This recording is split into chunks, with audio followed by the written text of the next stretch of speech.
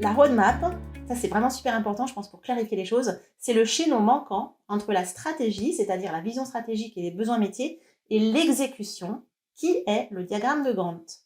La roadmap, c'est donc ce lien, ce chaînon manquant entre les deux. La roadmap, elle rend la stratégie lisible. C'est elle qui permet de se représenter les lots ou les incréments et les dates de livraison.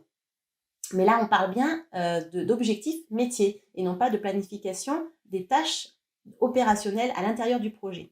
Et une roadmap, c'est un outil qui est créé pour être diffusé, hyper important, diffusé auprès des parties prenantes afin de les engager et de s'assurer que tout le monde est bien aligné sur le chemin à prendre.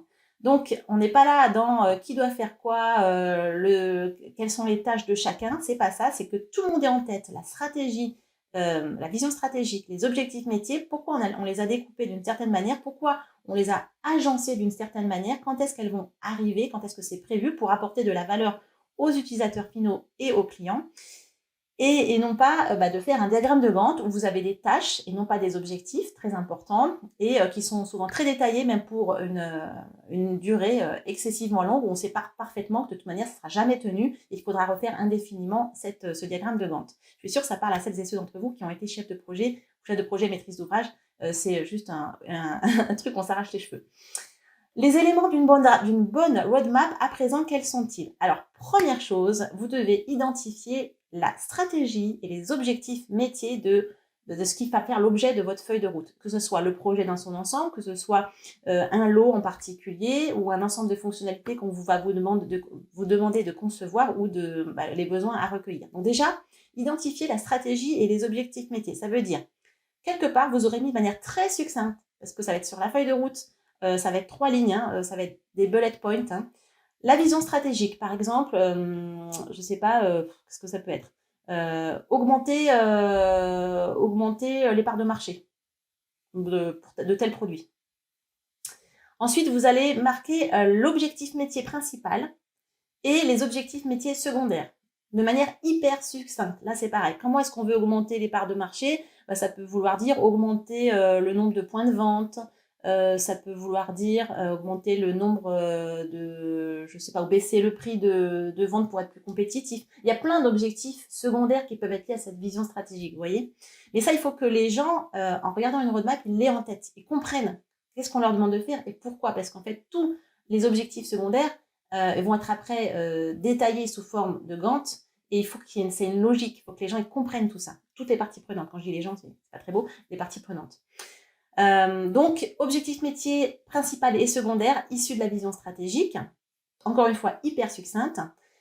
Important également de comprendre quel est le périmètre métier, ce qui est pris en compte et ce qui n'est pas pris en compte. Parce que par exemple, vous êtes une entreprise, vous avez plusieurs, un portefeuille de produits et de services. Peut-être que le projet sur lequel vous allez travailler, il va être valable que pour une certaine gamme de produits, mais on ne va pas s'intéresser à d'autres produits ou d'autres services. C'est important de le marquer dessus parce que sinon, vous pouvez voir débarquer des utilisateurs métiers ou des managers qui vont dire « mais pourquoi moi je ne suis pas impliqué dedans, je ne comprends pas ». Et puis même vous ne saurez pas forcément y répondre, tout simplement parce que dans le périmètre projet, ce n'est pas prévu. C'est pas, voilà, pour des raisons X ou Y, ça peut être budgétaire, ça peut être métier, ça peut être technologique, peu importe. Donc périmètre projet, ce qui est dedans, ce qui n'est pas dedans, toujours est-il de manière très très succincte. Après, ce qui est bien d'avoir également, c'est les KPI, donc les indicateurs qui permettent de mesurer l'atteinte de ces fameux objectifs métiers, la vision stratégique qu'on a dit. Comment finalement est-ce qu'on peut s'assurer que on est satisfait avec, on a augmenté les parts de marché. Ça veut dire quoi augmenter? Peut-être en KPI, ça sera augmenter de 2 points au bout d'un an et de 3 points au bout de 24 mois. Ça peut être plein de choses différentes. Des KPI, c'est quelque chose de chiffré.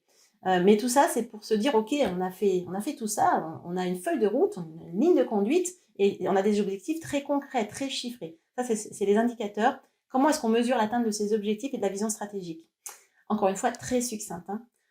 Et puis enfin, bien sûr, on va parler de délais. Mais les délais ne se valent pas tous parce que vous avez des échéances fixes et vous avez aussi des échéances où une flexibilité est possible.